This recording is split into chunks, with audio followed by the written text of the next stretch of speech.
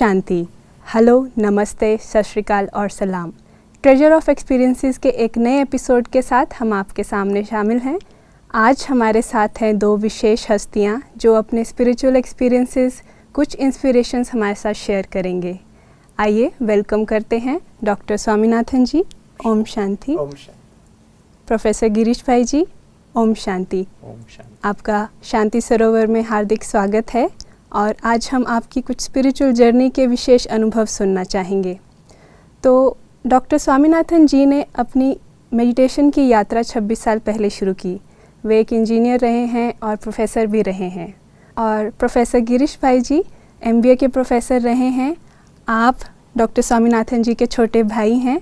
तो कैसे इन दोनों भाइयों की ये स्पिरिचुअल जर्नी शुरू हुई और ये क्या पुरुषार्थ कर रहे हैं, आइए इनसे जानते हैं। डॉक्टर स्वामीनाथन जी, तो आपने ये जर्नी बहुत ही यंग एज में शुरू कर दी। आप मुंबई में पले बड़े हैं, वहाँ की लाइफ जानी जाती है अपनी फास्ट पेस के लिए। तो आपकी स्पिरिचुअलिटी की तरफ अट्रैक्शन क्यों और कैसे शुरू हुई? Yes, thank you very much and thanks for your warm welcome. In fact, मैं बचपन से ही जीवन के बारे में कुछ उसकी गहराई को जानने के हमेशा प्रयास करता रहा, but I was more or less a normal person, enjoying my life. लेकिन कहीं ना कहीं अपनी लाइफ में वो हैप्पीनेस को मैं ढूंढ भी रहा था। अच्छा। क्योंकि मुझे बताया गया था बहुत अच्छे से पढ़ाई करो तो आपको खुशियाँ मिलेगी। फिर वो हो गया, फिर ग्रेजुएशन किया, फिर मुझे लगा कि जब मुझे जॉब मिल जाएगा then I will be very very happy. जी। इस पूरी यात्रा में I was enjoying my life, लेकिन कहीं ना कहीं मुझे अपने जीवन में कहीं एक शॉर्ट सर्किट नजर आ रहा था।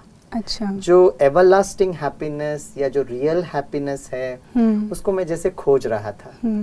और कहीं ना कहीं मुझे अपने जीवन के उद्देश्य को भी मैं लेकर थोड़ा उलझ भी रहा था। It was in March 1996 when I was posted in Mumbai. मेरा इंजीनियरिंग सब हो गया था और जो मुझे जॉब चाहिए था वो मिल भी गया था। जी। तो मैं एक दिन मॉर्निंग वॉक में जा रहा था और अचानक मैंने एक बहुत सुंदर दृश्य देखा। अच्छा। जहाँ मैंने देखा कि ब्रह्मा कुमारी इसका एक सेंटर था। वैसे मैंने इसके पहले कभी भी ब्रह्मा कुमारी इस विद्यालय का नाम नहीं सुना था। लेकिन वहाँ पर मैंने वो सीन जो देखा कि 6:15 बजे के टाइम बहुत लोग बहुत शांति से बैठकर जैसे मेडिटेशन कर रहे थे। There was a light instrumental music और वहाँ पर एक परमात्मा का जैसे कास्केट का लाइट भी जल रहा था। तो बाहर से जब मैं चलते चलते वो दृश्य देखा, it was very very attractive, it was very cool, it was so soothing and it was really touching the spiritual vibrations. तो मैं चलते चलते वो अचानक वो दृश्य देखा और मैं रुक गया और मुझे ऐसा फील हो रहा था जैसे कोई मुझे बहुत प्यार से अंदर बुला रहा है। But since I was new to Mumbai तो मैं थोड़ा हिचक भी रहा था और मैं आगे चला गया। फिर मैंने अपने रूम पार्टनर से पूछा। अच्छा। तब उन्होंने कहा कि ये ब्रह्मा कुमारी ईश्वरीय विश्वविद्यालय है and they teach you the Rajyoga meditation. ये जो राजयोगा मेडिटेशन है ये शब्द मुझे बहुत स्पर्श कर गया। And I was very curious कि भाई ये राजयोगा बचपन में मैं सुना था। तो इस तरीके से मैं वहां पर गया और कहीं ना कहीं ये जो एक हफ्ते का जो कोर्स में मैं जीवन से जो उलझने वाले जो सारे प्रश्नों का जवाब मुझे मिल गया। इस तरीके से मेरी स्पिरिचुअल लाइफ प्रारंभ हुई। ओके। तो आपको तो परिचय मिला, तो फिर आपके छोटे भाई को कैसे इसका परिचय मिला और वो कैसे चल पड़े इस मार्ग पे? सबसे पहले तो आपका बहुत बहुत धन्यवाद है कि हम दोनों भाइयों को एक साथ आपने इस प्रोग्राम में इनविटेशन दिया। और मैं जहाँ तक समझता हूँ इस आध्यात्मिक यात्रा में बहुत सारे जो मेरे पड़ाव रहे हैं आध्यात्मिक जीवन के, वो कहीं ना कहीं स्वामी भाई से जुड़े हुए हैं। ओके। और मुझे इस स्पिरिचुअल लाइफ में मैं लाने के निमित्त भी वही बने हैं। और बस मैं एक ही घटना सुनाऊंगा कि जब वो बॉम्बे से एक बार जहाँ मैं पढ़ाई करता था और रहता था मध्य प्रदेश में, वहाँ जब वो आए थे तो उन्होंने बहुत सारी बातें हमारे साथ शेयर की। और एक और बात मैं थोड़ा क्या कहूँगा, एक रहस्यमय बातें मैं आपके साथ शेयर करना चाहूँगा कि बचपन में हमारा बिल्कुल जमता नहीं था। अच्छा। ये बात तो राइट है। हाँ, हम हर बात में हमारा डिफरेंसेस ऑफ ओपिनियन रहता था। ओके। वो अगर ईस्ट बोले तो मैं वेस्ट को ही जाना पसंद करता था। अच्छा। हमारा बिल्कुल इक्वेशन बहुत रफ था। यहाँ तक गिरीश भाई आपको याद है कि एक बार उसने बोला था कि स्वामी भाई अगर आप इंजीनियरिंग करोगे तो जिंदगी भर मैं कभी इंजीनियरिंग नहीं करूंगा। अच्छा, ओके जी, तो हमारा बहुत थोड़ा 36 का हिसाब मतलब जो वो लाइन लेंगे आप उसके ऑपोजिट लाइन लेंगे। हाँ। बट यहाँ पे सेम लाइन पे कैसे आ गए आप? हाँ, ये भी चमत्कार ही है एक प्रकार का। तो जब वो एक बार जबलपुर जहाँ हम रहते थे वहाँ पर आए, किसी ऑफिशियल कार्य से आए, तो उन्होंने ब्रह्मा कुमारी के बारे में बहुत सारी बातें शेयर की। और चूंकि मेरा पहले से ही वो जो कह रहे हैं उनको नकारना ही है, उससे उस डिफरेंस लाना ही है, मैंने बहुत इजीली उसको स्वीकार नहीं किया। और उसके पीछे एक और भी कारण था कि हमारा जो भक्ति के जो संस्कार थे जी, वो उनकी बातों के साथ मैच नहीं कर रहा था। ओके। सो वो थोड़ा सा एक चैलेंज था। लेकिन एक जो कैसेट वो लेकर आए हुए थे, अच्छा, जो मुझे आज भी याद आता है, स्मृति पुष्प 6। उस समय कैसेट हुआ करता था जो स्पिरिचुअल गीत अच्छा। ब्रह्मा कुमारी के जो बहुत अच्छे अच्छे गीत होते थे, मेडिटेशन सॉन्ग होते थे। तो वो मैंने इनको कहा आप ज्ञान भले लेकर जाइए लेकिन वो कैसेट छोड़ के जाइए। और वो गीत जो था मुझे बहुत अट्रैक्ट करता था और वो मैं उसको सुनता भी था। और उसके बाद मैं जब फाइनल ईयर में आया तो मुझे अपना जो समर इंटर्नशिप करना था, जो एक प्रोजेक्ट होता है, हमको कैपस्टोन प्रोजेक्ट बोलते हैं, MBA के बच्चों को करना पड़ता है, तो वो मैं बॉम्बे में आकर मैंने किया। और वो करने के दौरान फिर वापस मैं स्वामी भाई के साथ ही उनके साथ रहा और हमारा बहुत ज़्यादा डिस्कशन होता था। डिस्कशन तो एक माइल्ड शब्द है, आर्ग्यूमेंट ज्यादा होता था। लेकिन वहाँ मैंने एक बात का ध्यान रखा था कि क्योंकि उस समय मैं ये स्पिरिचुअल लाइन में ऑलरेडी आगे बढ़ गया था, तो मुझे ऐसा लगा था कि गिरीश भाई आ ही रहे हैं पढ़ाई करने के लिए जी। तो कहीं ना कहीं ये विद्यालय और यहाँ की टीचिंग्स ने मुझे ये प्रेरणा दी कि इनको बहुत स्नेह देना है। मैं कितना कर पाता था मुझे नहीं पता है। आपके बिहेवियर में चेंज आ चुका था तब तक? मैंने कोशिश तो की थी उस समय। इनको बहुत प्यार से मैं भोजन बनाकर खिलाता था, क्योंकि मुझे once I started walking to this line of spirituality, I realized क्योंकि मैं बड़ा हूँ तो कहीं ना कहीं मुझे उसको स्नेह प्यार पालना देनी चाहिए। जी। तो फिर हमारा बहुत डिस्कशन होता था, तो हमने एक एग्रीमेंट पे हम आए कि भाई हम इतना आर्ग्यूमेंट ना करें। पहले आप अपनी पूरी बात सुना लीजिए और फिर मैं सुनने के बाद में प्रश्न करूं, क्योंकि हमारा वो प्रश्न उत्तर बहुत ज़्यादा होता था। उसका भी एक आधार ये था कि जहाँ तक हमारा लॉजिकल अंडरस्टैंडिंग था जो बच्चे पढ़ते हैं, और वो ये था कि हर चीज़ का एक रेफरेंस होना चाहिए। जैसे कोई रिसर्च भी करता है तो हम लिटरेचर स्टडी करते हैं कि इससे रिलेटेड बातें पहले जिन्होंने किया है उन्होंने क्या क्या इसके बारे में अध्ययन किया। और मेरा एक ही स्वामी भाई के साथ आर्ग्यूमेंट जो चलता था वो ये था कि आप जो बातें बता रहे हैं उसका कोई रेफरेंस नहीं है। कुछ बातों का रेफरेंस है हमारे शास्त्रों में, जी। लेकिन जो मैं कह रहा हूँ वो तो लाखों वर्षों पहले हमारे शास्त्रों में बहुत सारी बातें लिखी गई हैं। तो जैसे कि आत्मा एक शरीर छोड़कर मनुष्य शरीर ही धारण करेगा, ये तो कहीं लिखा ही नहीं है। और हमारा अंडरस्टैंडिंग जो आज तक हमने पढ़ा था, जो अनुभव किया था, वो तो अनेक योनियों में जन्म लेगा। तो मैंने कहा आप है ना अपनी मनगढ़ंत कहानी सुना रहे हो, you are making some story, there is no basis for it, there is no rational behind it. क्योंकि आज भी विज्ञान भी कोई चीज पर रिसर्च करता है तो उसके बेसिस को कुछ ढूंढता है, उसका आधार बनाता है। तो फिर स्वामी भाई ने कहा अच्छा ठीक है, एक काम करते हैं, या तो मैं अपना पहले सुना देता हूँ या आप अपना पूरा सुना दो, हम बीच में एक दूसरे को रोकते टोकते नहीं हैं। तो मुझे तो पता था मेरा भक्ति वाला जो जानकारी है या नॉलेज है वो करेक्ट है, क्योंकि वो तो कितने महापुरुषों ने लिखे हैं, संत महात्माओं ने लिखे हैं। आपका तो नया ज्ञान है, उसका कोई बेसिस नहीं है। तो मैंने कहा नहीं, मैं पहले आपका सुन लेता हूँ पूरा। तो फिर उन्होंने कहा कि आप हमारे ब्रह्मा कुमारी सेंटर में आकर के एक 7 डेज का कोर्स होता है। अब दूसरी बात मेरे साथ जो चैलेंज थी, क्यों मैं इसको बहुत सहज स्वीकार नहीं कर पा रहा था, वो ये था कि जब हम बिजनेस मैनेजमेंट की पढ़ाई कर रहे थे तो कहीं ना कहीं ये बात हमारे बुद्धि में डाल दिया था कि संसार में हर चीज प्रॉफिट के लिए ही होती है। और मुझे इवन NGO भी at the end of the day वो प्रॉफिट लॉस को तो देखते ही हैं। मुझे बस इस बात का प्रॉब्लम था कि आपकी संस्था भगवान को प्रोडक्ट बना करके पैसे कमाते। अच्छा। और बाकी जो संस्थाओं के जो भगवान है, गुरु हैं, कम से कम उनके पांव छू सकते हैं, उनसे आशीर्वाद ले सकते हैं। इनका भगवान तो दिखता भी नहीं। जो निराकार है, अब उसके नाम पर आप लोग बिजनेस करते हो। मेरे को ये बिल्कुल पसंद नहीं था। मतलब आपके बहुत स्ट्रांग ओपिनियंस थे एंड बिल्कुल ऑपोजिट थे जो आप कारण था कि फाइनेंशियल मैनेजमेंट में कर रहे थे। Okay, I mean there has to be a profit motive. और मुझे तकलीफ इस बात का था कि भगवान को भी प्रॉफिट, और मुझे लगता था ये भगवान को यूज कर रहे हैं और उनके नाम पर आप लोग पैसा कमा रहे भक्त जनों से या जो भी है। लेकिन मुझे बहुत अच्छी बात ये लगी and that was my first positive, एक तो वो गीत था और दूसरा ये पॉजिटिव जो इम्प्रेशन था कि इन्होंने कहा कि 7 डेज का कोर्स में कोई चार्जेस नहीं होगा, क्योंकि मैंने कहा अब आप मेरे को उसका फीस चार्ज करोगे। यही होता है मतलब पैसे कमाने का। तो मैंने कहा कि आप लोग पैसे नहीं चार्ज करेंगे। तो फिर मैंने उनसे पूछा फिर इतनी बड़ी संस्था क्यों बनाया जब पैसे ही नहीं चार्ज कर रहे हैं। तो उन्होंने कहा धीरे धीरे आपको समझ में आ जाएगा। That was my second wonderful impression, the touching point जो आपको दो महत्वपूर्ण रहे। और उसके बाद फिर हमने जो 7 डेज का कोर्स जो था वो फिर ज्वाइन किया और उस हिसाब से फिर ये आध्यात्मिक यात्रा शुरू हुई।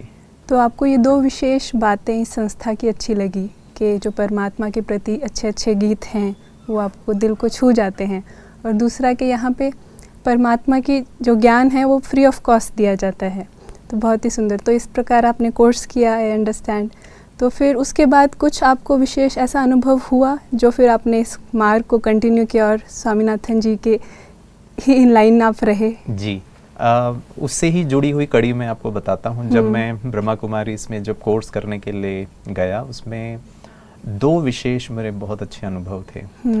और पहली बात तो मेरे को ये अंडरस्टैंडिंग हुआ कि जो रियल स्पिरिचुअलिटी होता है वो विश्व कल्याण के लिए होता है, आत्म उन्नति के लिए होता है। उसमें वो बिजनेस मोटिव जो है वो ब्रह्मा कुमारी इसमें मुझे नहीं नजर आया, नंबर 1। और जब मैं कोर्स करने के लिए गया तो मैंने स्वामी भाई को कहा कि जो भी मुझे कोर्स कराएंगे मैं उनसे बहुत प्रश्न पूछूंगा, क्योंकि मैं इनको भी बहुत प्रश्न पूछता था। तो उन्होंने कहा आपको जितने प्रश्न पूछना है आप पूछ लीजिए, कोई प्रॉब्लम नहीं है। तो जब मैं कोर्स करने के लिए गया तो एक माता जी जो थे, थोड़े एज भी था उनका, वो बैठे हुए थे मेरा कोर्स कराने के लिए। तो मैंने कहा नहीं, अब इनसे तो इतना ज़्यादा प्रश्न नहीं करना चाहिए क्योंकि उनका उम्र भी था। लेकिन मज़े की बात ये थी कि फिर उन्होंने जब मुझे स्वागत किया और कहा 1 मिनट हम भगवान को याद करेंगे, फिर 7 डेज का कोर्स शुरू करेंगे। और उसके बाद उन्होंने कहा कि मैं आपसे एक प्रश्न पूछूं क्या? अच्छा। मैंने कहा अच्छा, यहाँ पे हर व्यक्ति टक्कर का ही है, भले क्या बोलते जेंडर कोई भी हो या उम्र कोई भी हो। आई थॉट कि शी इज अ विमेन, इनको परेशान नहीं करना चाहिए।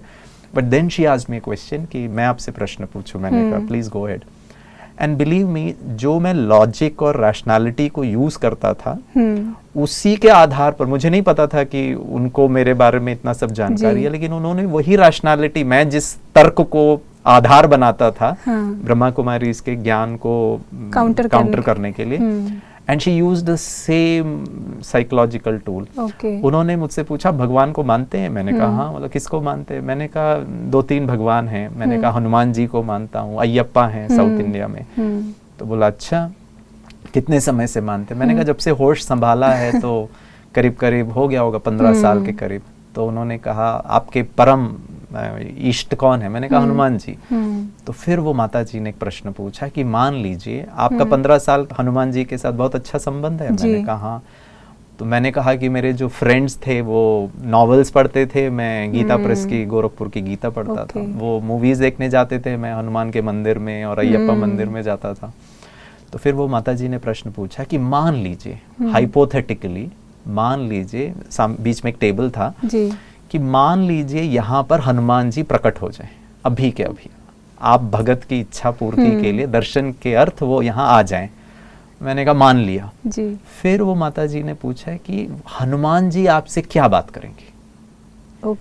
और उन्होंने बहुत सिंपल उन्होंने कहा वो हिंदी में बात करेंगे, संस्कृत में बात करेंगे, इंग्लिश में बात करेंगे, आपके मदर टंग में बात करेंगे। दूसरा हेलो बोलेंगे, ओम शांति बोलेंगे, ओम बोलेंगे।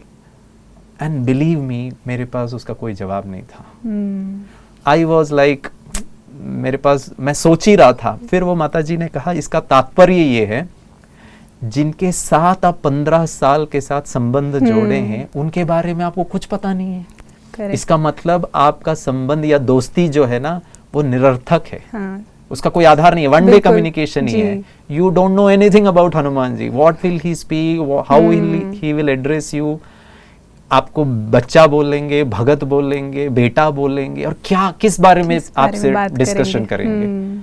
और तब मुझे लगा कि ये जो ब्रह्मा कुमारी संस्था है, यहाँ पे भले स्वामी भाई हैं या ये माता जी हैं, इनको बहुत हल्के रूप में नहीं लेना है। ये बहुत गहरी बातें और बहुत लॉजिकल और प्रैक्टिकल बातें कर रहे हैं। So that was my, to be very honest, my first positive impression कि I should not take them lightly. Correct. Second, मैं उसी से जुड़ी हुई बताता हूँ। 3 दिन का मेरा कोर्स कंप्लीट हुआ और उसके बाद वहाँ पर एक कुमारों की भट्टी रखी गई थी। अच्छा। गोरेगांव करके क्षेत्र था, जगह है।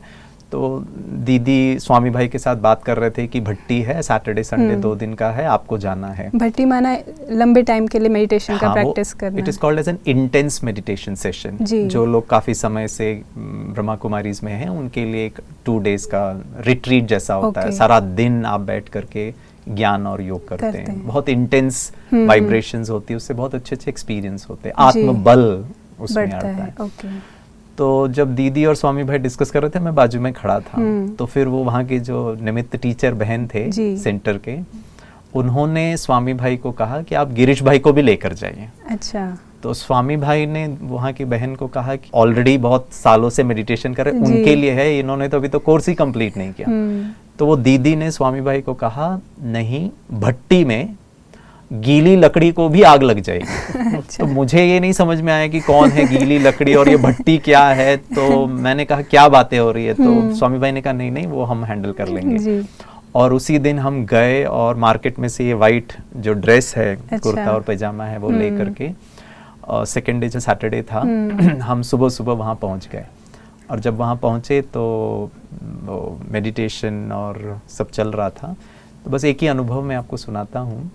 तो वो एक बड़ा सा हॉल था और जब हमारा जो मुरली क्लास जिसको हम कहते हैं, ईश्वरीय महावाक्य डेली जो वो कंप्लीट हुआ, और उसके बाद वहाँ के जो वरिष्ठ भाई थे, उन्होंने एक भाई को कहा आप संदली में बैठ के, जो बैठक होती है, जहाँ बैठ करके डिस्कोर्स दिया जाता है, एक भाई को बीच वाले संदली में बिठाया, एक और भाई को साइड वाले संदली में बिठाया, और हमारी तरफ आकर के मुझको कहा आप बैठकर मेडिटेशन कराओ।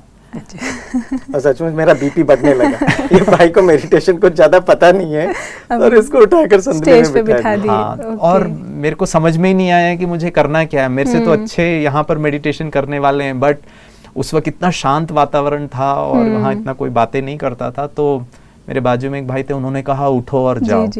और अब मुझे घबराहट होने लगी कि मेरे को करना क्या है। मैं तो नहीं जानता था कि मेडिटेशन ब्रह्मा कुमारी इसका राजयोग कैसे किया जाता है। तो मैं जैसे ही स्टेज में जाकर के वो संदली में बैठा, तो मैंने वो बाजू वाले भाई को देखा कि वो कैसे बैठ रहे हैं, बैठक भी कैसे होती है वो भी मुझे नहीं पता था। तो उन्होंने दोनों पालती लगा करके सुखासन में बैठे, तो मैंने भी वैसे ही मैं भी बैठ गया। अब ब्रह्मा कुमारी इसके मेडिटेशन में चैंटिंग करते हैं, मंत्र उच्चारण करते हैं, श्वासों पर फोकस, पता ही नहीं था मुझे कुछ आइडिया नहीं था। मेरा तो फर्स्ट 3 दिन का ही कोर्स हुआ था। तो फिर मैंने थोड़ी सी एक युक्ति रची, वो शायद पता नहीं क्या कमाल था, जादू था। मैंने सोचा कि मैं थोड़ा आंखें खोल करके देखता हूँ ये क्या कर रहे हैं। तब तक का मेरा अंडरस्टैंडिंग ये था कि मेडिटेशन आंखें बंद करके ही ध्यान किया जाता है। हाँ जी। जनरली आज तक का हमारा अंडरस्टैंडिंग यही होता है, ज्यादातर यही समझते हैं। हाँ जी, या ध्यान में आंखें बंद करके। तो मुझे ऐसा लगा कि ये तो सब आंखें बंद करके ही मेडिटेशन कर रहे होंगे, मैं थोड़ा आंखें खोल करके देखता हूँ कि ये क्या कर रहे हैं और मैं उसको फॉलो कर लूंगा, क्योंकि मुझे घबराहट हो रही थी। तो मैंने थोड़ा आंखें खोल करके सामने वाले जो भाई बैठे थे उनको देखा, तो वो भी आंखें खोल के मुझे ही देख रहे हैं। तो मुझे लगा कि शायद इनको मेडिटेशन नहीं आता होगा। मैंने बाजू वाले को देखा तो वो भी मुझे ही देख रहे हैं, और तीसरे भाई को देखा, फिर सभी को देखा, तो वो बस आंखें खोल करके मेडिटेशन कर रहे हैं। तो मुझे हल्के रूप में मैं बताता हूँ, मुझे ये इस बात का हल्कापन आया कि ब्रह्मा कुमारी इसके राजयोगा मेडिटेशन में कुछ करना नहीं होता है, बस आंखें खोल के एक दूसरे को देखते रहो। That was my first initial understanding, first impression आपका ये बैठा। ओके। और क्योंकि वो बहुत अच्छा म्यूजिक बज रहा था और मेरा मन भी थोड़ा शांत हो चुका था, मुझे बहुत अच्छा शांति की अनुभूति। कुछ करना नहीं है, बस देखते रहो। वो लेटर ऑन मुझे पता चला कि वो दृष्टि लेना और देने का वो जो जो वो प्रैक्टिस होता है। और जब मज़े की बात ये थी कि जब वो मेडिटेशन ख़त्म हुआ और जब मैं संदली से नीचे उतर करके हमारे जिस सेंटर के भाई लोगों के साथ हम आए थे, कुमारों के साथ, उसमें से एक भाई मुझे गले लगाकर कहता है, गिरीश भाई क्या मेडिटेशन कराया है। और अच्छा। मैं तो बहुत अचंभित हो गया था कि मैंने तो मुझे कुछ मेडिटेशन मैंने कराया नहीं है, लेकिन आज मुझे ये महसूसता होती है कि वो जो एक डिवाइन शक्ति है, परमात्मा, वो हम आत्माओं को चुनता है और उनके द्वारा बहुत किसी को भी अनुभव करा देता है। बहुत ही सुंदर। तो मुझे तीसरे दिन जो मैं राज योगा मेडिटेशन कर रहा था, परमपिता परमात्मा ने संदली में बिठा भी दिया, बिना कुछ ज्ञान के योगाभ्यास भी करा दिया, दृष्टि भी दिलवा दिया। वंडरफुल। So that was. और लास्ट बात मैं आपके साथ शेयर करता हूँ, जब मेरा ट्रेनिंग खत्म हुआ और जब मैं वापस जा रहा था, मुझे अभी भी याद है, स्टेशन में स्वामी भाई ने मुझे कहा, लेटर दिया कि अब आप जहाँ जा रहे हो वहाँ पे आप रेगुलर मेडिटेशन करना, सेंटर पे जाना। अब आप भगवान के और ब्रह्मा कुमारी के एम्बेसडर हो। अच्छा। अब आप जानो और परमात्मा जाने, मैंने अपना कार्य कंप्लीट कर दिया है, आपको सत्य मार्ग पे की शुरुआत करवा दी है। अब आप अपने रीति से इस पाथ को लेकर जाइए। बहुत ही सुंदर। आप दोनों की जर्नीज जो स्टार्ट होने की है बहुत ही एक्साइटिंग सुनाई दे रही हैं। आई एम श्योर आपका एक्सपीरियंस भी उतना ही सुंदर रहा होगा। लेकिन एक चीज़ जो क्वेश्चन मन में आता है, आप उस समय बहुत यंग थे, अभी अभी जॉब शुरू की थी, आप तो अभी पढ़ाई ही कर रहे थे और ये मार्ग पे चल पड़े, तो आप तो अच्छे अच्छे अनुभव कर रहे हैं, लेकिन आपके आसपास वालों को तो थोड़ा सा लग रहा होगा ना, ये क्या करना शुरू कर दिया। तो उसके कारण कुछ चैलेंजेस आपके परिवार से या आपके पीयर्स से कुछ आपको ऐसे चैलेंजेस आए हों? गिरीश भाई का मैं अनुभव भी सुन रहा था, तो वो हनुमान की बातें कर रहे थे। तो उसी तरह बचपन से जो है ना, हमारे घर में बहुत भक्ति होती थी लॉर्ड अय्यप्पा की। और आपको पता होगा केरला में ये बहुत बहुत फेमस टेम्पल भी है और लॉर्ड अय्यप्पा को बहुत याद करते हैं। तो बचपन से मैंने अपने पापा को भी देखा, वो मंदिर में जाते थे। और वहाँ पे एक ऐसा सिस्टम है कि जब आप उस मंदिर में जाते हो तो आप में पूरी स्वच्छता होनी चाहिए, तन की स्वच्छता, मन की स्वच्छता, व्यवहार की स्वच्छता, भोजन की स्वच्छता, ये सब होना चाहिए। तो और ये कहा जाता था कि आपके संकल्प बहुत शुद्ध, स्वच्छ, पवित्र होना चाहिए जब आप दर्शन के लिए दर्शन के लिए जा रहे हो। और आपको करीब 41 डेज का व्रत रखना पड़ता था। उसमें एक चीज, क्योंकि आपने कहा ना यंग समय पर हम लोग जब इस तरह से जाते हैं, तो हम लोग ने बचपन से ये देखा है। और वहाँ पर एक सिस्टम भी बना हुआ है कि वो मंदिर में सिर्फ भाई लोग जा सकते हैं। अच्छा। बहनों में जा सकते हैं, लेकिन वो छोटी कन्याएं जाएंगे या एक थोड़े बुजुर्ग बहनें जा सकते हैं। अच्छा। तो मुझे हमेशा ये संकल्प चलता था कि भाई भगवान के यहाँ तो कोई भी जा सकता था। हमारी तो माँ ने भी हमें जन्म दिया, हमारी अपनी बहनें हैं, ऐसा क्यों है? बट उसका मुझे कभी कोई जवाब नहीं मिला। शायद वो मंदिर का वो एक प्रोटोकॉल है, वो रिचुअल है। मेरे लिए जो सबसे बड़ा चैलेंज था ऐसा यंगस्टर, और जो मैंने कॉलेज में पढ़ाई की, तो बहुत व्यर्थ और क्या क्या हो जाता है। उसके बाद मैं उस समय जब वो मंदिर जा रहा था, तो मुझे ये कहा गया, ये महसूस किया गया, आपके संकल्प बहुत शुद्ध, स्वच्छ, पवित्र होना चाहिए। And nobody is telling me a methodology to do that. कैसे करना है? So that was a lot of intense emotional pressure onto me. और मुझे वो दिन बहुत अच्छी तरह से याद है कि मैं पापा के साथ जब वो मंदिर में जा रहा था, तो जैसे जैसे भीड़ बहुत होती है, और जब वो मंदिर के दर्शन के लिए गए ना, तो मुझे कहीं ना कहीं ये फीलिंग आई कि नो, मैं आपको दर्शन है ना लेने या देने के लायक नहीं हूँ। No, I am not worthy of it. और मैं वो लाइन से निकल गया था। और एक अकेले जगह पे मैं खड़े होकर उस अय्यप्पा से मैंने मतलब आई कम्युनिकेटेड कि मैं थोड़ा ना अपने संकल्पों को ठीक करके, शुद्ध करके फिर मैं वापस आऊंगा। अभी मैं उसके लायक नहीं बना हूँ। इसलिए जब मैं ब्रह्मा कुमारी इसमें राजयोग का जब 1 वीक का कोर्स कर रहा था, सबसे अच्छी बात मुझे पता क्या लगी, वहां पर एक बहन मुझे कोर्स करा रहे थे। ओके, तो आपको ये this is something which I felt so good. और जब उस कोर्स में ये जब बताया गया कि इस ईश्वरीय विश्वविद्यालय में बहनों को आगे रखा गया है, that was something which really touched my heart, कि एक ऐसा विश्वविद्यालय, आध्यात्मिक संस्था सारे विश्व में है जहाँ बहनें सबसे आगे रहते हैं। ये मुझे बहुत बहुत अच्छा लगा। और जब धीरे धीरे वो कोर्स जब मैं कंप्लीट होने लगा, तो जब उनमें बताया गया कि मेडिटेशन करने के लिए जो आधार स्तंभ है, चाहे वो सत्संग हो, शुद्ध अन्न हो, दिव्य गुणों की धारणा, लेकिन सबसे इम्पोर्टेंट बात जो उन्होंने कहा कि आपके व्यवहार में शुद्धता होनी चाहिए, पवित्रता की जो बात है, ये बात मुझे सबसे अच्छी लगी। और मुझे ये महसूस हुआ कि यहाँ पर रहकर मैं अपने को जीवन को पवित्र शुद्ध बनाकर फिर मैं मंदिर में दर्शन के लिए जाऊंगा। वहाँ के लिए वर्दी हो जाएंगे। हाँ, वर्दी हो जाएंगे। तो इसीलिए जब मैं इस मार्ग में चलने लगा, I was so clear with my vision and objective. But मुझे जो चैलेंजेस जो आए, चैलेंजेस परिवार से नेचुरली, हर परिवार में माता पिता चाहते हैं कि उनका है ना बच्चा जो हो जैसे वो फैमिली लाइफ में जिए और वो सब। बट आई फेल्ट कि नो, वो the path which I am taking is the right path, क्योंकि बचपन से ही हमें ये मंदिर में और ये सब कहा गया, तो वहाँ पे ये शुद्धता पवित्रता की बात तो थी ही। तो ये जो चैलेंज जो आया जरूर, but it was very easy for me to overcome it. और कहीं ना कहीं मुझे ऐसा लगता था कि नहीं, आज के इस वातावरण में इसको शुद्ध करने के लिए, वातावरण को शुद्ध करने के लिए भी हमें स्वयं इस मार्ग पर चलना पड़ेगा। क्योंकि इस विद्यालय का एक बहुत सुंदर जो विजन स्टेटमेंट है कि स्व परिवर्तन से हमें विश्व परिवर्तन करना पड़ेगा।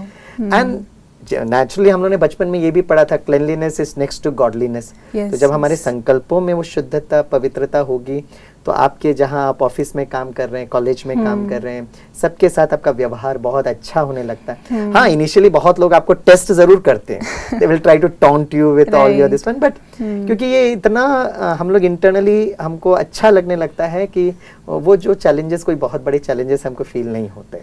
मीन्स आप वे कर सकते हैं कि किससे आपको ज़्यादा बेनिफिट हो रहा है, तो you want to stay on that. Absolutely, yes yes yes. तो आप स्वभाव में आप दोनों का थोड़ा सा नेचर डिफरेंट है। आप ज़्यादा लग रहे हैं कि जैसे छोटे भी हैं, और आपका नेचर भी लग रहा है कि आपको शायद और चैलेंजेस आए हों आपके पीयर से कि ये तो इतना एक्टिव रहने वाला गिरीश ब्रदर जो हैं, और अभी आप ये कौन से स्लो मेडिटेशन के मार्ग पे चल पड़े, ऐसा कुछ आपके साथ हुआ? देखिए, मैं दो बातें आपके साथ शेयर करूंगा। एक तो जो पर्सनल लाइफ होता है, फैमिली लाइफ होता है, और एक हमारा एजुकेशन या एकेडमिक या प्रोफेशनल लाइफ के चैलेंजेस होते हैं, क्योंकि वहाँ के सिनेरियोज अलग होते हैं, सर्कमस्टेंसेस अलग होते हैं, और घर परिवार की जो जिम्मेवारी है, भविष्य है, उसके चैलेंजेस अलग होते हैं। और मैं समझता हूँ कि दोनों ही चैलेंजिंग वर्ल्ड में मेरे लिए थोड़ा आसान था, क्योंकि मैंने दोनों ही चीज़ में स्वामी भाई की बहुत मदद ली है। अच्छा। और मैं समझता हूँ कि हम बहुत युक्तिबाज थे और युक्ति क्योंकि दोनों को सिमिलर टाइप के चैलेंजेस लगभग हमको आ रहे थे, और मैंने बहुत सारी चीज़ों को इनको ही फॉलो किया है। जैसे कि मैंने जब अपना कॉर्पोरेट जो जॉब था वो छोड़ा, और मेरे पास आगे क्या करना है, तो स्वामी भाई को देखकर मैंने भी टीचिंग लाइन प्रोफेशन ज्वाइन कर लिया, क्योंकि इनका सहज जीवन देखा, टाइम हमको बहुत चाहिए था। इसी तरह सेवाओं के क्षेत्र में भी वो पहले वाचा सेवा में आए, और उसको देखते देखते फिर हम भी आ गए। तो कहने का भावार्थ ये है कि मेरे लिए बहुत सहज था, it was not very difficult. और एक और भी रीज़न ये था कि मुझे कुछ भी चैलेंजेस होता था तो इनका सपोर्ट रहता था। फैमिली में भी अगर कोई ज्ञान में नहीं चल रहा है तो लेकिन उनका सपोर्ट था कि बाबा है और हम हैं, और साथ में मिलकर हम वो चैलेंजेस को फेस कर सकते थे। लेकिन यस, जो पर्सनल लेवल पर मेरे जो चैलेंजेस थे, जो मैं आपके साथ शेयर करना चाहूँगा और व्यूअर्स को भी शेयर करना चाहूँगा, कि मैं बहुत ईगोइस्टिक था और बहुत जल्दी गुस्सा आता था, और मैं किसी चीज़ को जब तक मेरे अंदर से आवाज़ नहीं आएगी तब तक मैं स्वीकार भी नहीं करता था। अगर मैं आपके साथ अगर आर्ग्यू कर रहा हूँ, दिन का वक्त है और मैं बोलता हूँ रात है, मैं स्वीकार ही नहीं करूँगा कि अभी दिन है, and I will just not agree. बहुत ज़्यादा अभिमान कहो और वो सब था।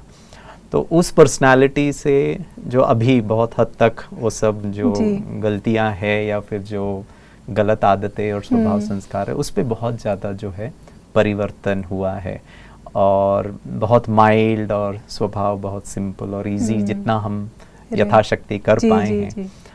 पहले अगर गिरीश होता था तो मैं 2 बातें सुना देता था सामने वाले को, आज भी कभी कभी हो जाता है, लेकिन by and large I try to remain थोड़ा सा सिंपल और इजी हो करके।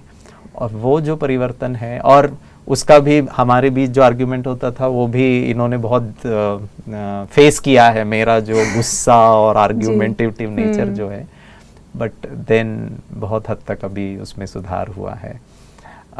बस मैं एक अपना एक्सपीरियंस शेयर करना चाहूँगा कि कैसे ब्रह्मा कुमारीज़ का ज्ञान हमको हेल्प करता है। कि जैसे फैमिली को जो एक प्रॉब्लम आया था, हमारी जो लौकिक माँ है उनको एक बीमारी हुई थी, और उस बीमारी को जिस प्रकार से हमने बहुत अच्छी तरह फेस किया, पूरे परिवार ने फेस किया, और उस दौरान पे हम दोनों भाइयों को जो जैसे स्वामी भाई कह रहे थे कि शादी करो और रिस्पॉन्सिबल बनो, उसका जो चैलेंज था, तो वो सब जो चैलेंजेस थे बहुत आसानी के साथ और बाबा के ज्ञान को, धारणाओं को फॉलो करके we were able to face it very beautifully. परमात्मा है जिसको हम बहुत प्यार से बाबा कहते हैं या भगवान कहें, गॉड कहें, उनकी जो शिक्षाएं हैं और उनके बताए हुए मार्ग, जैसे स्वामी भाई कह रहे हैं what and how to do it, तो वो उसके आधार से हम लोगों ने बहुत आसानी से जो चैलेंजेस आए हैं, फैमिली चैलेंज आपने हैंडल किया। स्वामी भाई जी, एक प्रश्न आता है कि जब ये आप मार्ग पे चले तब आप बहुत यंग थे एंड अभी प्रोफेशन शुरू किया था, तो एज अ यंग प्रोफेशनल आपकी जो एस्पिरेशंस थी to be more successful, be popular, be more rich, तो वो सारी एस्पिरेशंस क्या पीछे छूट गई या स्पिरिचुअलिटी ने कुछ मदद की या कुछ चैलेंजेस आए? That's a very sweet question. In fact जब हम लोग इंजीनियरिंग पढ़ते थे ना, तब हमको हमेशा कहा जाता है you have to become very successful. तो हम लोग पूछते सक्सेसफुल करने के लिए क्या करना पड़ेगा, तो बोला अच्छे से इंजीनियरिंग पढ़ाई करो जी। तो उस इंजीनियरिंग में एक बहुत सुंदर कंसेप्ट है, the concept of equilibrium. Okay, मतलब कितने भी केओस में भी आप स्थिर कैसे हो सकते हो। तो ये थियोरी में तो हम पढ़ते हैं, लेकिन एक्चुअल प्रैक्टिकल लाइफ में जब हम कहीं पर भी जाते हैं तो we see lot of chaos and confusion. तो मैं सभी अपने यंग मित्रों को ये बताना चाहूंगा कि आध्यात्मिकता हमें स्थिरता लेकर आता है, स्टेबिलिटी लेकर आता है, और जब हम स्टेबल होने लगते हैं तो हमारी रचनात्मकता बढ़ने लगती है, हमारा डिसीजन पावर बहुत अच्छा लगता है जी। खास मेरा अपना पर्सनल अनुभव ये है कि लाइफ में हम जो कुछ भी चाहते हैं ना, राइट, जो ड्रीम्स जो है ना, in fact spirituality helps us to attain that much more easily. To give you a very classic example, मुझे बचपन से जब मैं हिंदी फिल्म सब देखता था तो मुझे हमेशा लगता था कि मुझे एक I want to join the army, I want to join the defence forces, मुझे हमेशा लगता था। लेकिन कहीं ना कहीं मेरा कुछ सिलेक्शन हुआ नहीं। After my 12th standard also and after my graduation also, तो चलो ठीक है, इट्स ओके। और मैं फिर अपने टीचिंग लाइन में आ गया। तो एक दिन मैं वो सेंटर में बैठा था, उस सेंटर में बैठकर हम लोग जिसको परमात्मा के महावाक्य कहते हैं वो सुन रहा था। तो मुझे एक बहुत अच्छी बात याद आई, जहाँ जैसे ऑलमाइटी हमसे बात करके या सभी क्लास में आया कि आप एक रूहानी सैनिक हो, you are a spiritual soldier. जैसे ही मैंने सुना तो मुझे इतना अच्छा लगा कि ओ माय गॉड, बचपन से मैं चाहता था, one of my goal was to become an army officer. I could not become for whatsoever reason, but today I can become a spiritual soldier. तो फिर मैं ये चिंतन करने लगा, what is the difference between that soldier and this spiritual soldier. तो वो soldier क्या करता है, देश की रक्षा करता है, सुरक्षा करता है, वो देश में अमन और शांति चाहता है। The same thing I can do on the basis of spirituality. फिर मैंने डिस्कस किया, मैंने सोचा कि फिर अच्छा वो कौन, उसके उनके लिए कौन दुश्मन है, सरहद के उस पार वाले, हमारे दुश्मन कौन है। फिर मैंने महसूस किया हमारे अंदर जो कमी, कमजोरी, आलस्य, अलबेलापन, ईगो, गुस्सा, फियर, डर, भाई इस पर विजय होना जरूरत है। बिल्कुल। और जब हम इस पर विजय होने लगते हैं, उस पर काम करने लगते हैं, तो हमारा लाइफ बहुत इजीली और सक्सेसफुल होता है। And I love to share my one of my best experience of my life. जब मुझे पहली बार ब्रह्मा कुमारीज की तरफ से इनविटेशन मिला कि आपको आर्मी ऑफिसर्स के लिए क्लास लेना है, one of my happiest day of my life was when I was invited to teach this Rajyoga meditation to the highest battlefield of the world, जिसको सियाचिन कहा जाता है, sub zero temperature -53 to -83 degree centigrade पर। तो वहां जब मैं जा रहा था तो आई वाज सो हैप्पी कि बचपन का वो प्यारा सा छोटा सा सपना था, देखो I became a spiritual soldier and I been invited to train the Indian army. तो मैं यही बताना चाहूंगा कि जब हमारा मन शांत, शीतल, और जब हमारा मन उस परमात्मा के साथ जुड़ने लगता है, which is actually the meaning of योग, मीन्स संबंध जोड़ना, धीरे धीरे हमारे जीवन के सभी सपने बहुत सहज पूरे होने लगते हैं। बिल्कुल। लवनीत बहन, मैं एक चीज और ऐड करूंगा, क्योंकि स्वामी भाई आर्मी का और हमारा जो डिफेंस फोर्सेस की सेवाओं के बारे में चर्चा कर रहे थे, आपने कहा फेमस और सफलता, तो मैं आपको वो कॉन्ट्रास्ट बताना चाहूंगा कि हमारी भी, क्योंकि पापा भी सिविल डिफेंस में ही थे और हमारा बचपन भी बहुत कैंटोनमेंट एरिया में हुआ था, तो बट नेचुरल आपके मन में देशभक्ति और उस समय भारतीय सेना में ज्वाइन करना अपने आप में बहुत बड़ा एक प्रेस्टीज माना जाता था। तो मैंने 2 बार उसका रिटर्न एग्ज़ाम क्लियर किया और उसके बाद इंटरव्यू में जाना पड़ता है। वो 5 दिन का होता है जिसको SSB कहते हैं। ओके। और वो बहुत टफ होता है, उसमें बहुत साइकोलॉजिकल टेस्ट होता है, फिजिकल टेस्ट होता है, लीडरशिप होता है। और दोनों ही बार मैं रिजेक्ट हो गया। अच्छा। ठीक है ना। और एक बार तो हमारा पूरा ग्रुप को ही उन्होंने रिजेक्ट कर दिया कि आप, और उन्होंने कहा आप में ऑफिसर बनने लायक कोई गुण नहीं है, आप जाइए पहले धारण करिए फिर वापस आइए। अच्छा। तो हताशा तो होती है, क्योंकि हम तो उस वक्त यही होता है कि अच्छी नौकरी मिल जाए और पूरा जीवन संवर जाए। और जब हुआ नहीं तो फिर हम ऑप्शंस भी ढूंढते, फिर MBA किया और फिर दूसरे ही ट्रैक पे हमारी जीवन चल पड़ी और ब्रह्मा कुमारीज में भी हम आ गए। और जैसे कि स्वामी भाई ने कहा कि फिर हमें भी इंडियन आर्मी के जो ऑफिसर्स हैं उनका प्रोग्राम में निमंत्रण मिला और हम उनका एक बार क्लास करा रहे थे। तो बातों बातों में मैंने उन ऑफिसर्स को कहा कि मुझे आप लोगों से मिलकर बड़ी खुशी होती है कि मैं वैसे तो वो जो कम्बैट ड्रेस है पहन करके भारत माँ की सेवा नहीं कर सकता हूँ, लेकिन इस प्रकार से हम सेवा कर सकते हैं ताकि आप लोगों से हम मिले, थोड़ा मोटिवेशन। तो उसमें एक ऑफिसर बैठे हुए थे और वो पूरा उन्होंने कार्यक्रम सुनने के बाद लास्ट में उन्होंने कहा गिरीश भाई मैं आपके साथ कुछ बातें करना चाहता हूँ। मैंने कहा बताइए। बोला अच्छा हुआ भारतीय सेना ने आपको कुछ साल पहले रिजेक्ट किया। अच्छा। मैंने कहा क्या बात कर रहे हैं सर, मुझे तो बड़ा खुशी होता था अगर सेलेक्ट कर लेते थे।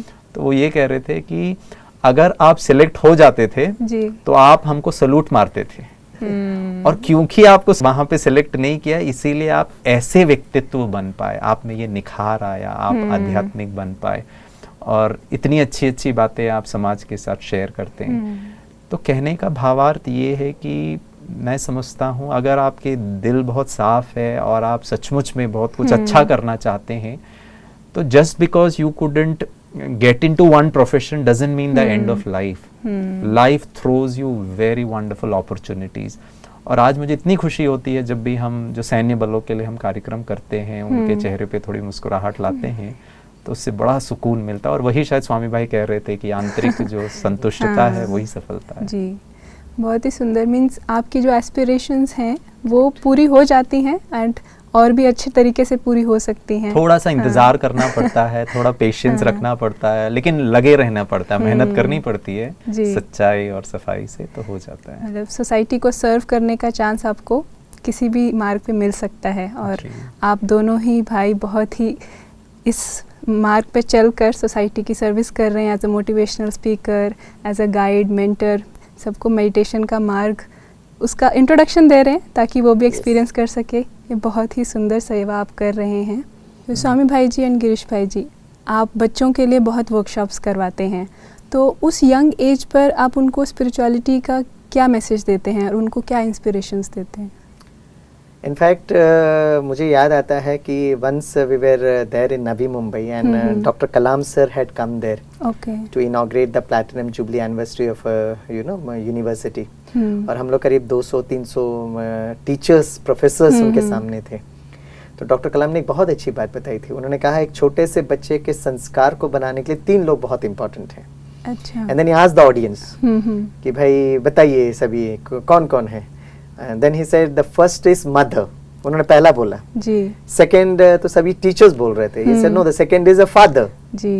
एंड द थर्ड, तो सबने कहा teachers. Then he corrected us, he said it is primary school teacher, it's primary school teacher. तो मैं उस ऑडियंस में बैठकर मैं ये सोच रहा था कि yes, what Kalam sir is telling is the reality, कि सारा जो संस्कार जो होता है it is been developed in a child at a very young age. और वहां बैठकर मैं सोच रहा था कि मैं ग्रेजुएट बच्चों को पढ़ा रहा हूँ, थोड़ा इंडस्ट्रीज में ट्रैवल कर रहा हूँ, I need to begin with children. उस टाइम तक उनकी हैबिट्स बहुत ही स्ट्रांग हो चुकी होती हैं। एग्जैक्टली। तो मुझे याद आता है जब मैं इंजीनियरिंग कॉलेज में फुल टाइम फैकल्टी था, तो मैंने अपने HOD से कहा था, सर हम लोग को एक दिन में 1-2 सेशन ही होते, बाकी सब थोड़ा सा फ्री रहते हैं या थोड़ा एडमिनिस्ट्रेटिव जॉब होता है। तो मैंने अपने HOD से ऑफिशियल परमिशन लिया था। मैंने कहा सर हमारे कॉलेज के चारों तरफ बहुत सारे स्कूल्स हैं सर, तो कल डॉक्टर कलाम ने आकर मुझे इंस्पायर किया, आई नीड टू स्टार्ट। और फिर मैंने उनको बोला what do you want from me. मैंने कहा सर आप मुझे थोड़ा सा परमिशन दे दीजिएगा ताकि मैं नजदीक के स्कूल में फ्री टाइम पर जाकर उनको मैं जाकर पढ़ाऊं। ओके, या प्लीज गो अहेड। तो मैंने अच्छा बायोडाटा सब बनाया और सारे स्कूल्स में जाकर मैं कहता था I would come love to come and meet your children. So उनको भी अच्छा लगता था कि एक इंजीनियरिंग फैकल्टी आकर बच्चों को सिखा रहा है। और जब मैं वहां पर गया और मैंने जब उनके साथ इंटरेक्ट करने लगा तो मैंने देखा बच्चे बहुत आजकल हाइपर एक्टिव हो रहे हैं उसको मैंने थोड़ा एनालाइज किया तो पता चला कि बच्चों की वैसे कोई गलती नहीं है, चारों तरफ माहौल में वो कोई स्टेबिलिटी देख ही नहीं रहे हैं। बिल्कुल, उनको शांत होने का कोई मेथोडोलॉजी नहीं मिल रही है। कभी कभी हाँ टीचर्स भी गलती से क्लास में आते हैं और इतनी जोर से चिल्ला कर कहते हैं बी साइलेंस, बी साइलेंस। अब साइलेंस जब आप बोल रहे हो तो आपका रंग रूप स्वरूप वाणी में आना चाहिए ना। तो कहीं ना कहीं मुझे लगा कि ये बच्चों के साथ हमको इंटरेक्ट करना चाहिए। That is how we slowly developed a capsule module और हम लोगों ने बच्चों को ट्रेनिंग देना आरंभ किया। और उसी दौरान मैंने देखा कि हमारे कॉलेज में भी एक बच्ची ने सुसाइड कर लिया। तो फिर प्रिंसिपल ने मुझे बुलाया और कहा देखो ऐसा हो रहा है तो व्हाट वी शुड डू। मैंने कहा हम लोग उनको इंजीनियरिंग तो सिखा रहे हैं लेकिन मन को स्टेबल कैसे करना सिखा ही नहीं रहे। तो उन्होंने कहा okay now you start doing it. तो मैं सिलेबस के अलावा उनके हर क्लासरूम में जाकर उनको थोड़ा सा कंसंट्रेशन क्या है, स्मरण शक्ति कैसे बढ़ाना है, और धीरे धीरे मैं ये फील करने लगा कि जितना मैं बच्चों के साथ इंटरेक्ट करने लगा उतना I was getting more happiness, more Joy, and that is how my interaction with the children started. धीरे धीरे गिरीश भाई ने भी बहुत सेशंस ऐसे करने लगे and he is an expert in dealing with, he is one of the greatest counsellors you know, जो बच्चों को भी काउंसलिंग करते हैं, पेरेंटिंग के लिए भी बताते हैं और उनको बहुत प्यार से मेडिटेशन भी सिखाते हैं। तो ऐसे जो स्पिरिचुअलिटी, ये मैच्योर से सब्जेक्ट्स आप बच्चों के सामने कैसे रखते हैं? ये एक बहुत बड़ा मिसकंसेप्शन है नवनीत बहन की, बच्चों को ये समझना बहुत डिफिकल्ट है। एक्चुअली बच्चे चीज़ों को बहुत जल्दी स्वीकार करते हैं और एक बात उन्होंने स्वीकार कर ली और वो अगर उनके सबकॉन्शियस में चला गया and they will practice it. लेकिन होता क्या है कि शायद समाज का हो या माता पिता का हो, उनको उससे हटा करके पढ़ाई पे, एक्सटर्नल मार्क्स और उन सब चीज़ों पर हमारा इतना फोकस हो जाता है कि वो जो इंटरनल जो ग्रोथ है, मन का जो ग्रोथ है, उस पे थोड़ा सा हमारा ध्यान नहीं रहता है। तो बच्चों को कोई भी बात समझाना बहुत सहज है, बस एक ही चीज़ का ध्यान रखना है, आप उनको पसंद आने चाहिए।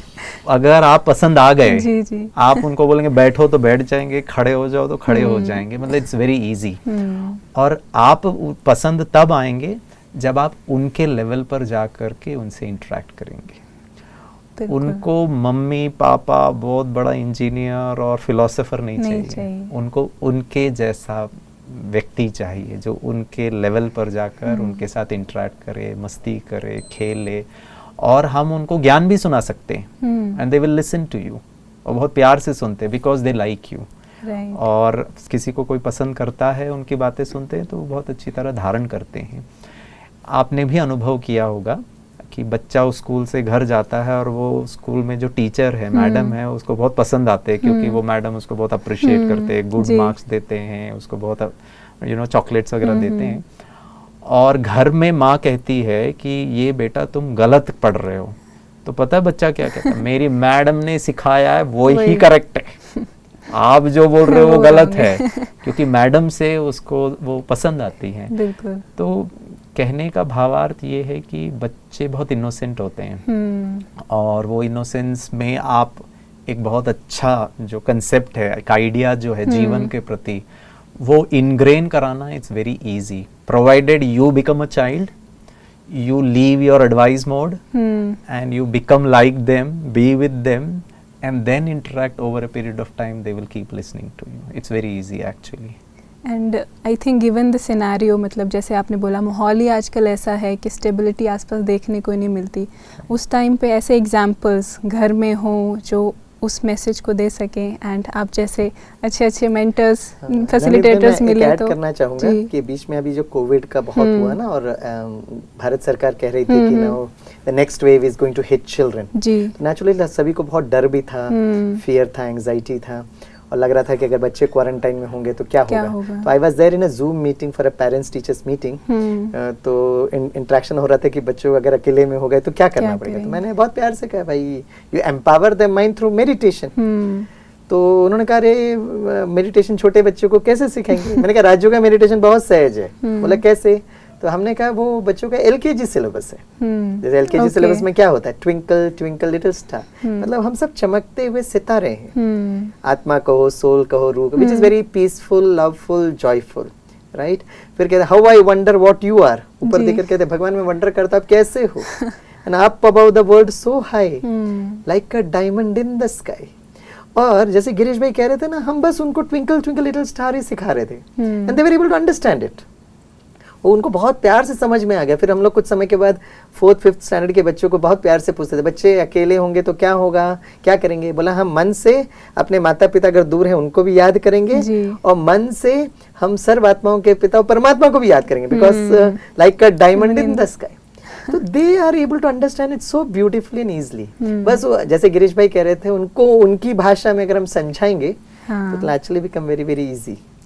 एंड ये सब उनको उनकी लैंग्वेज में एक बार समझा दिया तो एक बहुत ही एसेंशियल लाइफ स्किल आपने ट्रांसमिट कर दिया, आई थिंक, जो आजकल बहुत ही ज़रूरी है.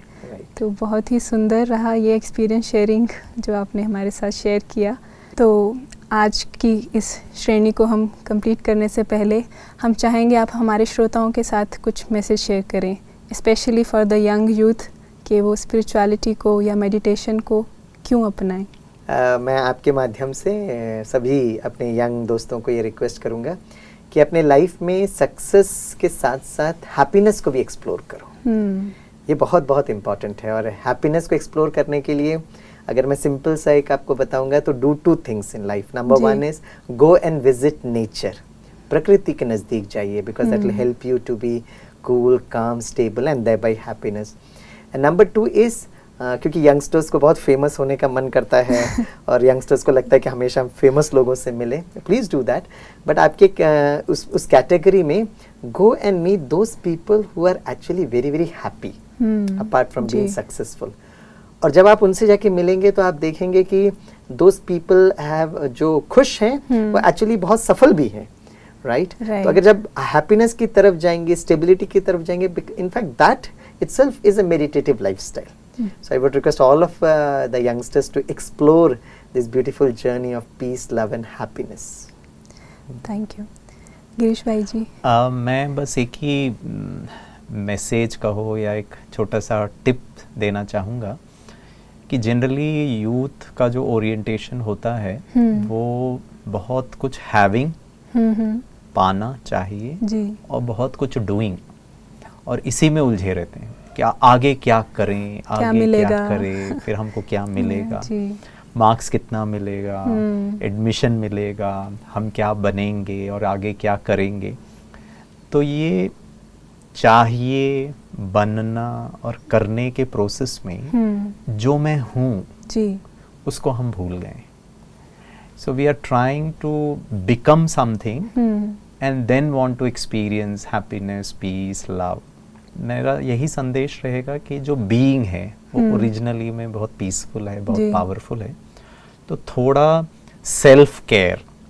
आज हम मोबाइल फ़ोन के साथ दूसरों के साथ चैट करते हैं, फेसबुक है उसमें फ्रेंडशिप बनाते हैं, फाइन, लेकिन खुद के साथ थोड़ा सा चैट करें, खुद को थोड़ा सा लाइक दें, not at the external level. खुद को सब्सक्राइब करें, ठीक है ना. खुद को खुद के साथ, परमात्मा के साथ शेयर करें कि क्या हूँ मैं, क्या है जीवन का पर्पस. इस थोड़े से इन चिंतन के लिए अगर समय दें, जिसको हम मेडिटेशन कहते हैं, आई थिंक एक्सटर्नली ऑल्सो हम बहुत कुछ आगे बढ़ सकते हैं, provided my inner self is very powerful. बहुत ही सुंदर. आप दोनों का बहुत बहुत धन्यवाद आज हमारे साथ जुड़े और इतनी सुंदर जर्नी, एक एक एक्सपीरियंस इतना डिटेल में हमारे साथ शेयर किया. Thank you. Om Shanti. Om Shanti. Thank you. धन्यवाद. ओम शांति. आज हमने सुना कैसे डॉक्टर स्वामीनाथन जी और प्रोफेसर गिरीश भाई, इन्होंने स्पिरिचुअलिटी को अपनी लाइफ में एक्सपीरियंस किया और अपनी लाइफ को खुशी से भर दिया, और आज ये खुशी पूरी सोसाइटी में एज अ सर्विस ये दे रहे हैं. तो ऐसे और सुंदर सुंदर एक्सपीरियंस हम आपके सामने लाते रहेंगे. आप शांति सरोवर के यूट्यूब चैनल को ज़रूर सब्सक्राइब कीजिए और हमारे साथ जुड़ते रहिए. अगली बार हम फिर आपसे मिलेंगे एक नई हस्ती के साथ. तब तक के लिए ओम शांति.